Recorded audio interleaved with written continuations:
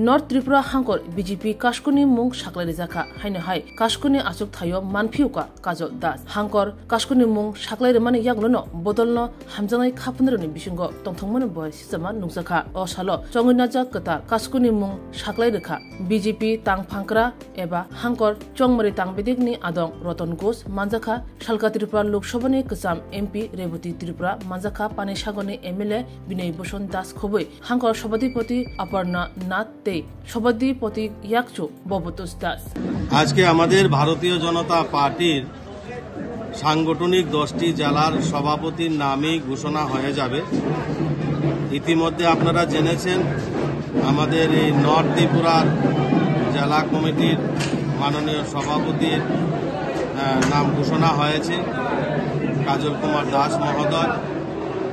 আমাদের ভারতীয় জনতা পার্টির যে আমাদের সহমত পোষণে আমাদের ক্যান্ডিডেট সিলেকশন হয়, গতকালকে নর্থ ত্রিপুরায় 4টি মনোনয়নপত্র দিয়েছিলেন, তার মধ্যে 3টি আমাদের মনোনয়নপত্র সঠিক অ্যাকসেপ্ট করেছেন। তারপরে এই 3 জনের মধ্যে একজনকে আমাদের মনোনীত করেছেন।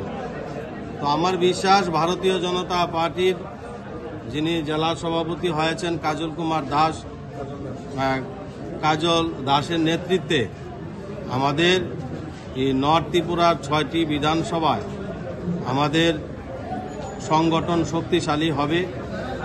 মোদি মানিক সাহার সরকারের 2028-এ এই সংগঠনের মাধ্যমে আমাদের জয় নিশ্চিত হবে। এই নর্থ ত্রিপুরার 6টি বিধানসভায় আমরা জয়লাভ করবে এই কাজল দাসের নেতৃত্বে। আমাদের যে ভারতীয় জনতা পার্টির নীতি আদর্শ বিচারধারা আইডিওলজি, সেটা মেনেই আমাদের এই কাজল দাস সেটা কাজ করবেন। আমাদের পিছিয়ে পড়া মানুষের উন্নয়ন যেভাবে হচ্ছে সেই নিরিখে আজকে আমাদের নর্থ ত্রিপুরার প্রত্যেকটা বিধানসভা, প্রত্যেকটা জনপ্রতিনিধি জনকল্যাণের জন্য কাজ করে। মোদিজির যে নারা সবকা সাথ সবকা বিকাশ সবকা বিশ্বাস সবকা প্রয়াস, এই মন্ত্রেই আমাদের সরকারও কাজ করছে।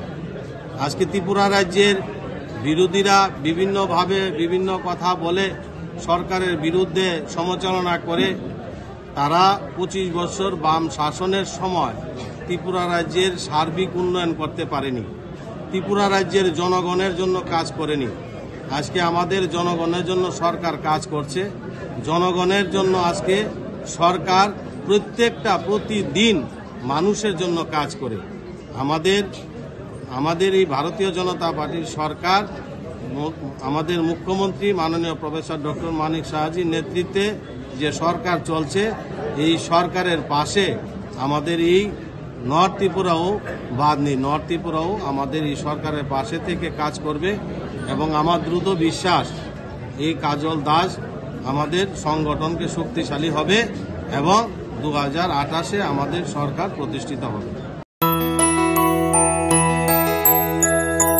স্বাদে ভরা ঘিয়ের সুবাস লংতরায়, কি ভালো খেতে। শুদ্ধ ঘিয়ের আবেশ ভরা লংতরায়, অপূর্ব সুগন্ধ। পুষ্টি ভরা ঘিয়ের খাবার, গাওয়া ঘি প্রিয় সবার লংতরায়। একেই বলে বিশুদ্ধ ঘি।